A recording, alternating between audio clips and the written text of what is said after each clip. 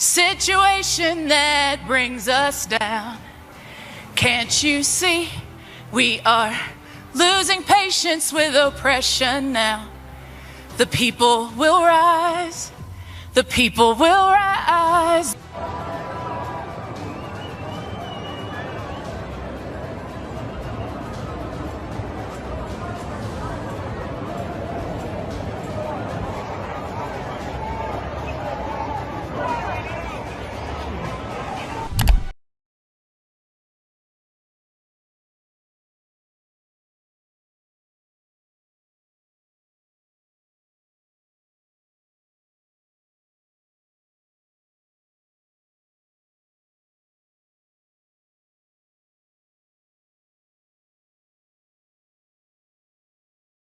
Has been won.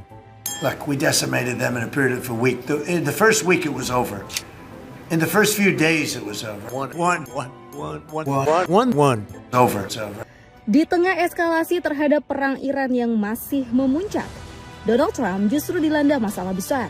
Jutaan rakyat Amerika Serikat benar-benar murka dengan kebijakan presiden berambut pirang ini. Mereka melakukan demonstrasi di sejumlah kota-kota besar dengan gerakan yang bertajuk No Kings. Penduduk Paman Sam sudah tidak percaya lagi dengan kepemimpinan Donald Trump yang dianggap membawa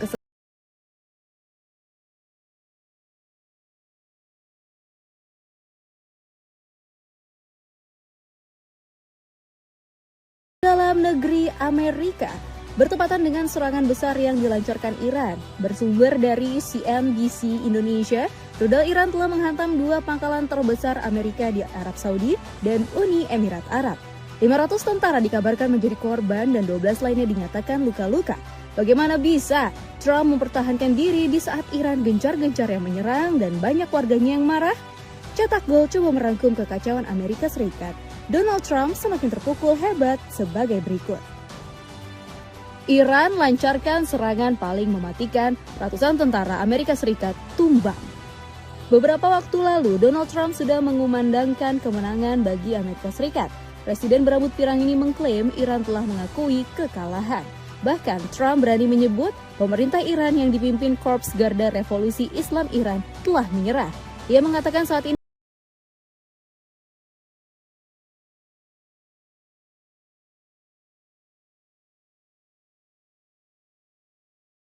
dari Trump atau hanya asumsi yang hanya dibuat-buat saja? Mari kita kupas satu persatu fakta di balik klaim kemenangan dari pria tua ini. Jika kita melansir berita terbaru dari berbagai sumber, ini hanyalah asumsi pribadi saja dari Trump. Kenapa bisa demikian? Karena sampai detik ini IRGC justru masih melancarkan serangan. Kalau kalian tidak percaya, kami akan menampilkan satu footage serangan Iran yang mengarah langsung ke pangkalan militer di Arab Saudi. Iran has ramped up attacks on U.S. bases in the Middle East after Israel struck its nuclear facilities amid the ongoing war. On March 27th, Iran launched a combined missile and drone attack on Prince Sultan Air Base.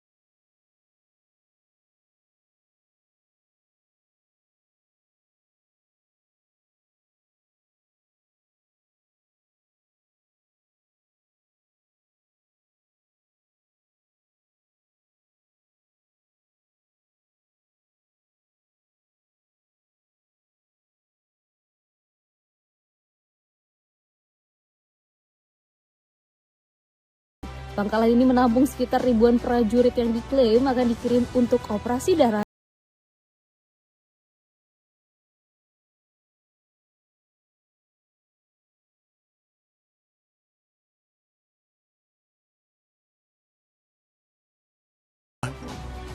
You know, you never like to say too early you won. We won. We won the bet. In the first hour, it was over. We've already won. I think we've won. I don't like to say this. We've won this. This war has been won.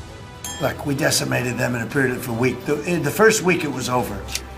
In the first few days, it was over. One. Over. It's over. Belum sempat untuk bertempur, malah tentara Amerika yang harus menjadi korban. Tanggapan Trump justru di luar nalar, karena memaksa prajurit untuk terus berperang mengalahkan Iran. Padahal sebelumnya tentara Amerika sudah banyak yang terkena mental. Moral mereka benar-benar turun dan lebih memilih untuk mundur gak ingin melanjutkan pertempuran. Di waktu bersamaan, Iran juga meluncurkan serangan balasan ke pangkalan Dubai, Uni Emirat Arab. Ebrahim Zolfagari melaporkan sebanyak 500 personel menjadi korban dari serangan tersebut.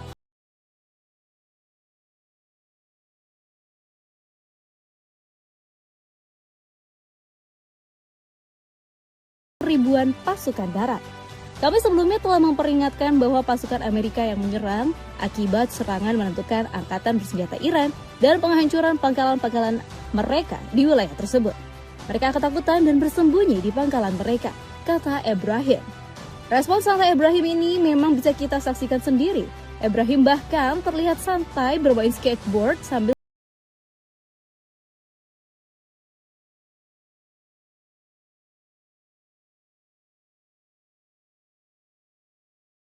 kami akan mengirimkan bukti lainnya.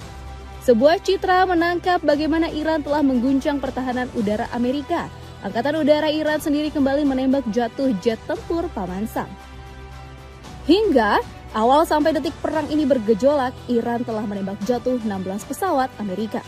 16 pesawat militer Amerika Serikat yang hancur, beberapa di antaranya drone MQ-9 Reaper hingga jet tempur F-18 dan F-35. Kehilangan satu lusin lebih alutsista udara tentu menjadi pukulan telak untuk Trump. Amerika diperkirakan mengalami kerugian besar hingga miliaran dolar. Terlebih, negara adidaya tersebut dikabarkan tengah diburu waktu karena amunisinya bakal segera habis. Sebut saja rudal Tomahawk yang hampir dikerahkan 1.000 unit selama perang dan butuh 2 tahun untuk memasoknya kembali. Apalagi biaya yang harus dikeluarkan cukup fantastis, berkisar 3,6 juta dolar per unit. The Washington Post melaporkan para pejabat Pentagon masih kepayahan mencari solusi dari masalah ini. Selain itu, pasukan tentara Amerika di Timur Tengah juga dikabarkan semakin menipis. Sampai-sampai Donald Trump dilaporkan bakal mengirim 10.000 pasukan tambahan. Dipaksa mengakui kekalahan oleh rakyat sendiri. Jika ada sebuah ungkapan yang menggambarkan sosok Donald Trump, mungkin frasa yang cocok adalah tidak tahu malu. Bagaimana tidak? Trump kerap mengabaikan suara hati rakyat yang menjerit-jerit. Beberapa waktu lalu kita tentu masih ingat dengan demonstrasi besar yang dilakukan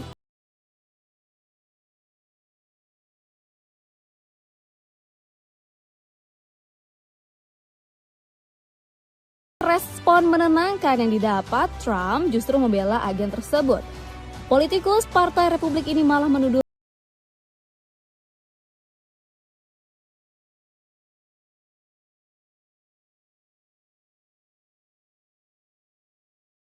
apa sebenarnya? Di mana polisi setempat? Kenapa mereka tidak melindungi petugas ICE? Tulis Trump di sosial media pribadinya. Sikap Trump yang mengabaikan tuntutan rakyatnya kini mulai berbuntut panjang. Kemarahan warga yang sebelumnya sempat dipendam akhirnya kembali pecah. Warga melakukan demonstrasi secara besar-besaran di berbagai kota besar di Amerika Serikat. Bahkan diyakini demonstrasi ini dihadiri oleh jutaan warga Paman Sam.